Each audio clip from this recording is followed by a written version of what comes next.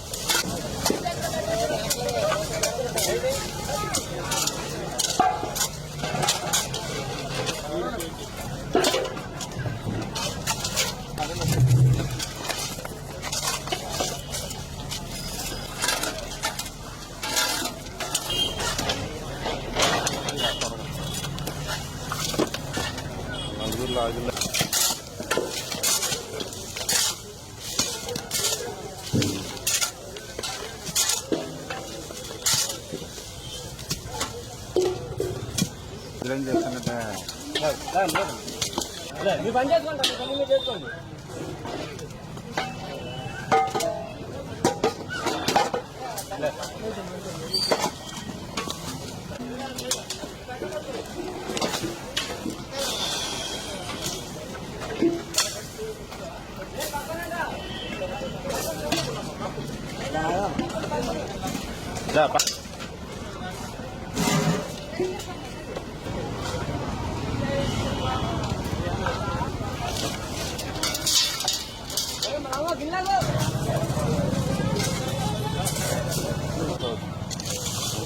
తీస్తాను కదా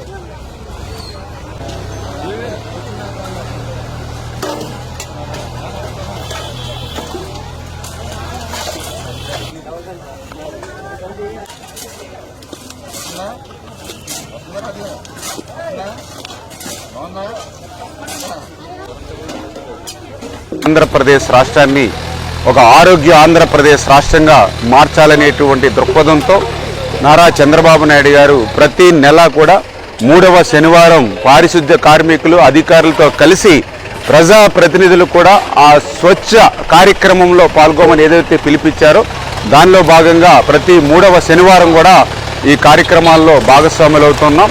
అందులో భాగంగా ఈరోజు ఏదైతే మన పాలకొల్లు పట్టణ పరిధిలో ఉన్నటువంటి ఏదైతే త్రాగునీరు సాగునీరు అందించేటువంటి కాలువ మీద ఏ విధంగా అయితే వ్యర్థ పదార్థాలు ఏదైతే ఇష్టానురీతిన ఇక్కడ తిష్ట వేశాయో వాటన్నిటినీ కూడా ఈరోజు పారిశుద్ధ కార్మికులతో కలిసి పారపట్టి గుణపం పట్టి మరి ట్రాక్టర్ల మీద ఆ యొక్క ఎగుమతులు చేసి మరి ఇవన్నీ కూడా క్లీన్ అండ్ గ్రీన్గా చేసేటువంటి ప్రక్రియలో భాగస్వాములయ్యాం.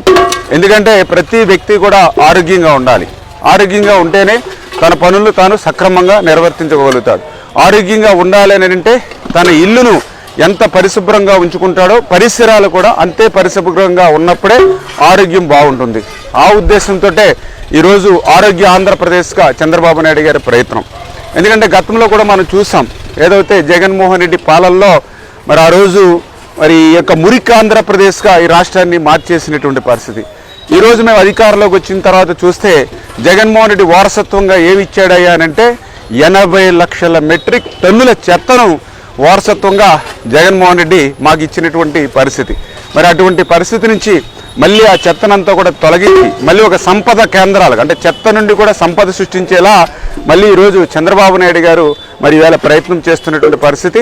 ఆ రోజు ఏదైతే చెత్త మీద కూడా పన్నేసి చెత్త పాలన ఇచ్చినటువంటి జగన్మోహన్ రెడ్డి పాలనకు ప్రజలు చరమగీతం పాడినట్లుగానే ఈరోజు ఆ చెత్త పన్నును కూడా ఈ ప్రభుత్వం రద్దు చేసిన విషయాన్ని కూడా ఈ సందర్భంగా గుర్తు చేస్తూ భవిష్యత్తులో కూడా మరి అందరూ కూడా ఒక పట్టుదలతో ఒక కృషితో మళ్ళీ ఒక స్వచ్ఛ ఆంధ్రప్రదేశ్, ఒక ఆరోగ్య ఆంధ్రప్రదేశ్ లక్ష్యంగానే మేమందరం కూడా పనిచేస్తామని చెప్పి తెలియజేస్తాం. ఈరోజు ఏదైతే నిస్వార్థంగా ప్రజలకు కోసం పనిచేయాలనేటువంటి తపనతో రాజకీయాల్లోకి వచ్చిన వ్యక్తిని, అభివృద్ధి, సంక్షేమం, రైతులు, ప్రజలు క్షేమమే నా క్షేమం అని తెలిసేటువంటి వ్యక్తిని ఈవేళ రాజకీయాల్లో పనిచేస్తున్నటువంటి పరిస్థితి. అంచేతనే దయవుంచి ప్రజలు, పాలకొల్లు నియోజకవర్గ ప్రజలందరూ కూడా గుర్తింపు పెట్టుకుని ఏదైతే మరి యొక్క రౌడీయిజం, గోండాయిజం, ఏదైతే నియంతృత్వంతో, కేసులు, వేధింపులతోటి, కక్షలతోటి, రౌడీ షీటర్స్, ఏదైతే సెటిల్మెంట్ బ్యాచ్ కింద తయారైన వైసీపీ ఏదైతే ఉందో మరి అటువంటి వాళ్ళకి రేపొద్దుట ఫ్యూచర్లో కనీసం పాలకొల్లు నియోజకవర్గంలో వాళ్ళ నామరూపాలు కూడా లేకుండా ఉండేటువంటి విధంగా ఇంత అభివృద్ధిని, సంక్షేమాన్ని చేస్తున్నటువంటి తెలుగుదేశం, జనసేన, బీజేపీ కూటమిని మరి గెలిపించి మరి భవిష్యత్తులో కూడా ఆశీర్వదించాలని చెప్పేసి కూడా మీ ద్వారా కూడా కోరుకుంటూ మరి అదేవిధంగా ప్రజలు కూడా గుర్తుపెట్టుకోవాలి. ఏదైతే ఈవేళ జగన్మోహన్ రెడ్డి అధికారం కోల్పోయిన తర్వాత మరి అధికారం ఉన్నంతసేపు కూడా తాడేపల్లి రాజప్రసాదానికే పరిమితమయ్యాడు. ఎప్పుడైనా ప్రజల దగ్గర రావాలంటే పరదాలు కట్టుకున్నాడు, బ్యారికేడ్లు కట్టుకున్నాడు, 144 సెక్షన్ పెట్టుకున్నాడు, 30 యాక్ట్ పెట్టుకున్నాడు, ముందస్తు అరెస్టులు పెట్టాడు, హౌస్ అరెస్టులు పెట్టాడు. మరి అటువంటి అధికారం ఉన్నప్పుడేమో ఆ మాదిరిగా చేశాడు.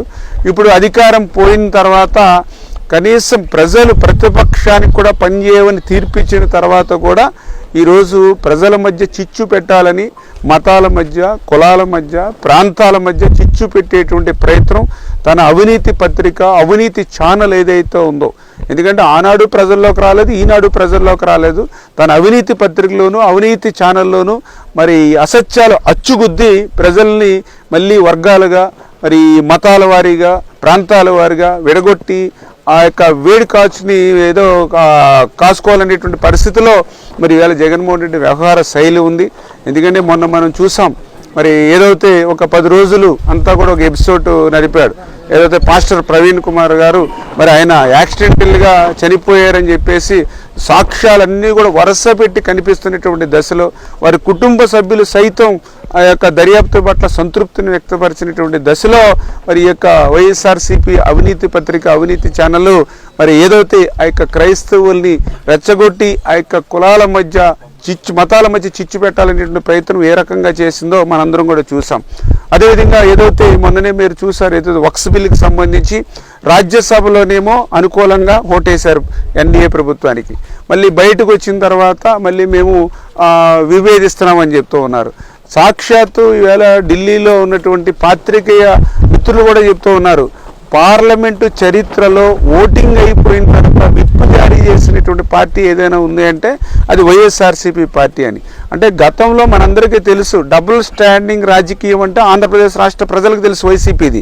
కానీ మొన్న వక్స్ బిల్లులో డబుల్ స్టాండింగ్ వైసీపీ రాజకీయం దేశవ్యాప్తంగా జరిగినటువంటి పరిస్థితి. అంటే ఆ రకంగా ముస్లిం సోదరుల్ని మళ్ళీ ఏదో ఒక రకంగా మరి ఇక చిచ్చు పెట్టాలనేటువంటి తాపత్రయం. కానీ అదేవిధంగా ఏదైతే మొన్న మనం చూసాం, ఏదైతే గోశాల, మరి ఆ రోజు కరుణాకర్ రెడ్డి ఒక టీటీడీ చైర్మన్గా, ఆయనకి ఏ అర్హత ఉందో టీటీడీ చైర్మన్గా చేయడానికి? ఆయన నాస్తికుడని ఆయన స్వయంగా ప్రకటించుకున్నటువంటి స్థితి గతంలో మనం చూసాం. దేవుణ్ణి నమ్మనటువంటి వ్యక్తికి అత్యంత పవిత్రమైనటువంటి మరి టీటీడీ చైర్మన్గా నియమించడమే ఒక తప్పు. ఆ టీటీడీగా చైర్మన్గా నియమించినటువంటి ఆ యొక్క ఎవరైతే కరుణాకర్ రెడ్డి చైర్మన్గా ఉన్నప్పుడు జరిగినటువంటి అవినీతి అంతా ఇంతా కాదు. ఏదైతే సాక్షాత్తు గోశాలలో ఉండేటువంటి గోవులకు పెట్టేటువంటి దానా కూడా పురుగులు పట్టినటువంటి దానాను మీరు ఆ రోజు సరఫరా చేసినటువంటి పరిస్థితి, దుస్థితి ఆ రోజు చూసినటువంటి పరిస్థితి. మీరు ఆ రోజు చైర్మన్గా ఉండగానే అత్యంత పవిత్రమైనటువంటి నెయ్యి ఏదైతే ఉందో అది కూడా కల్తీకి గురైనటువంటి పరిస్థితి. అంటే ఆ రకంగా ఒక దేవుణ్ణి నమ్మను అన్నటువంటి వ్యక్తిని ఒక టీటీడీ చైర్మన్గా చేసి ఆ రోజు కూడా మీరు చూసారు, ఏదైతే రేట్లు కూడా ఇష్టానుసారంగా, అంటే ఒక్కసారి తిరుపతి వస్తే మళ్ళీ ఇంకొకసారి రావాలంటే 100 సార్లు ఆలోచించేటువంటి విధంగా మీ పరిపాలనలో ఏదైనా మనం దర్శనం కోసం ఒక కౌంటర్ దగ్గరికి వెళ్తే ఈ కౌంటర్ కాదు ఆ కౌంటర్ కాదు ఇంకో కౌంటర్ కాబట్టి ఇంకో కౌంటర్, 10 కౌంటర్లు 4-5 గంటలు తిప్పినటువంటి పరిస్థితులు. మీరు ఏదైతే ఏదో పులి పేరు చెప్పి అసలు నరకదారే లేకుండా చేసినటువంటి పరిస్థితి. అంటే దానికి ప్రత్యామ్నాయ మార్గాలు ఆలోచించాలి తప్ప, అవసరమైతే దానికి సెక్యూరిటీ, ప్రజలు వెళ్ళడానికి సెక్యూరిటీ చెప్పాలి తప్ప అసలు ప్రజలనే దర్శనానికి వెళ్ళొద్దని చెప్పినటువంటి వాళ్ళు మీరు దారినే మూసేసినటువంటి పరిస్థితి మీ పాలనలో ఎన్నో చూసాం. వాటర్ బాటిల్ 20 రూపాయలు ఉంటే దాన్ని 80 రూపాయలు చేశారు. ఇంకా సాక్షాత్తు ఏదైతే అన్నదానం, సాక్షాత్తు తిరుమల కొండ మీద ఎంతో పవిత్రమైన అన్నదానం, ఆ రోజు మీరు కూడా మీడియాలో చూశారు. ఏదైతే తినలేక ఉడకని అన్నం పెడితే తినలేక విస్తరలు మరి మూసేసినటువంటి పరిస్థితి నేను కాదు, స్వయంగా మీ మీడియాలోనే మనం చూసినటువంటి పరిస్థితి. అంటే అటువంటి దుర్మార్గంగా ఆ రోజు మీరు తిరుపతి తిరుమల దేవస్థానానికి టీటీడీ చైర్మన్ ఒక నాస్తికుడిని పెట్టి, నాస్తికుడు కూడా వాళ్ళ అమ్మాయి పెళ్లి ఏ సాంప్రదాయంలో చేశాడు, వాళ్ళ అమ్మాయి పెళ్లి మీరందరూ కూడా చూశారు మీడియాలో. మరి ఈ రకంగా తిరుపతిలో ఏముంది, ఒక నల్ల రాయి అన్నటువంటి వాళ్ళు ఈరోజు టీటీడీ పవిత్రత గురించి మాట్లాడుతూ ఉంటే దెయ్యాలు వేదాలు వల్లించినటువంటి పరిస్థితి ఉంది. ప్రజలందరూ కూడా అర్థం చేసుకుంటూ ఉన్నారు. ఏదైతే ఈవేళ అధికారం కోల్పోయినటువంటి స్థితిలో మళ్ళీ ఏదైతే ఆ యొక్క పీఠం ఎక్కడానికి కూడా ప్రజలకు సేవ చేయడానికి కాదు, 5 సంవత్సరాలు అంటే రక్తాన్ని తాగినటువంటి పులి మళ్ళీ రక్తాన్నే తాగుతుంది. అది పులి నైజం. అదేవిధంగా ఈరోజు ఏదైతే ఈ యొక్క జగన్మోహన్ రెడ్డి కూడా మళ్ళీ పీఠాన్ని ఎక్కేది, మళ్ళీ గత 5 సంవత్సరాల పరిపాలన ఏ రకంగా అయితే ఇసుకను దోచుకున్నాడో, ఏ రకంగా అయితే మైన్స్ను దోచుకున్నాడో, ఏ రకంగా అయితే విలువైన భూముల్ని లూటీ చేశాడో, ఏ రకంగా అయితే లిక్కర్లో వేల కోట్ల రూపాయలు దోపిడీ చేశాడో, ఆ రక్తం మరిగినటువంటి పులి ఏ రకంగా అయితే మళ్ళీ ఆ రక్తం కోసం ఆ మనిషిని ఏ రకంగా అయితే వేటాడద్దో ఆ మాదిరిగా మళ్ళీ ఈవేళ పీఠం ఎక్కాలి అంటే మళ్ళీ ఆ దోపిడీ లూటీ అంతా కూడా మళ్ళీ చేజిక్కించుకోవాలనే ఆలోచనతో అతను పనిచేస్తూ ఉన్నాడు. అటువంటి పీఠం ఎక్కాలని అంటే ప్రజలు స్వేచ్ఛగా ఓటేసే పరిస్థితి అతనికి లేదు, ప్రజాస్వామ్యబద్ధంగా ఓట్లేసేటువంటి పరిస్థితి ఆయనకి లేదు. కాబట్టి ఇటువంటి మతాల మధ్య, కులాల మధ్య, మరి ఇటువంటి వర్గాల మధ్య, ప్రాంతాల మధ్య చిచ్చు పెట్టేటువంటి ప్రయత్నం చేస్తూ ఉన్నాడు. అందుకే ప్రజలందరూ కూడా అప్రమత్తంగా ఈ వైఎస్ఆర్సీపీ పార్టీ పట్ల ఉండాలని చెప్పి మీ ద్వారా అందరినీ కూడా కోరుతున్నారు.